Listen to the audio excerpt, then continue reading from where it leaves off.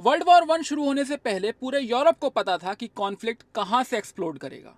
Not Berlin, not London, not Paris, बल्कि south eastern Europe का एक वॉलेटाइल रीजन था जिसे लोग बाल्कन्स कहते थे, और दुनिया भर के डिप्लोमेट्स उसे पाउडर केग ऑफ यूरोप बोलते थे। कई सौ सालों तक जो बाल्कन्स था वो ऑटोमन एम्पायर के अंडर आता था, लेकिन लेट 1800s तक जो ऑटोमन एम्पायर था वो डिक्लाइन पे चला गया। तो जो उसके रूइंस से बहुत सारे देश निकले, जिसमें बल्गारिया था, जिसमें सर्बिया था, जिसमें मॉन्टीनिग्रो था, ग्रीस था। ये सारे देश टेरिटरी चाहते थे। इन सबको लगता था कि इनका एक्सपेंशन होना चाहिए।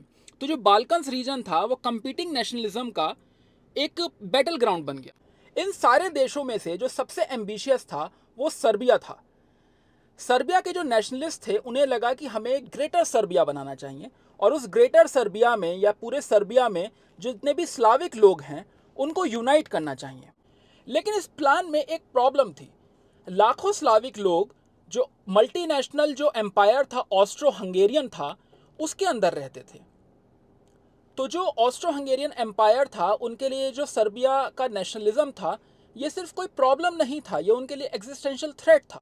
अगर ये प्रॉब्लम काफ़ी नहीं थी तो इसमें रशियन एम्पायर की एंट्री हो गई।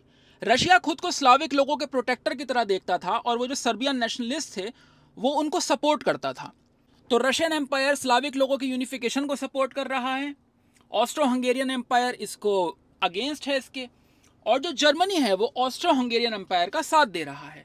तो आप देख रहे हैं कि ये जो अलायंसेज हैं ये धीरे धीरे कॉन्फ्रंटेशन की तरफ बढ़ रहे थे। ये कॉन्फ्रंटेशन बड़ा हुआ 1912 और 1913 में, जब बाल्कन्स वॉर हुआ।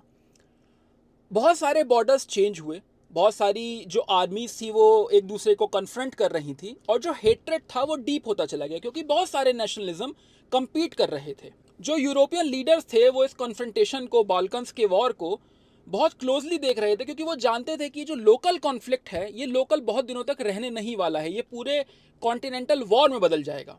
और जिसका सबको डर था वो 1914 के जून में हुआ। ऑस्ट्रो हंगेरियन एम्पायर के जो एयर थे, मतलब कि जो उत्तराधिकारी थे, आर्क ड्यूक फ्रांस फर्डिनांड, वो साराहीवो गए। साराहीवो एक ऐसा शहर था जहां पे सर्बियन नेशनलिस्ट बहुत एक्टिव हुआ करते थे। उनको बहुत वार्निंग्स दी गई कि वहां जाना आपके लिए ठीक नहीं है, आप मत जाइए। लेकिन वो नहीं माने, और एक सुबह ये वार्निंग सच हो गई, और जो ट्रिगर चाहिए था वर्ल्ड वॉर वन के लिए वो एक्टिव हो गया।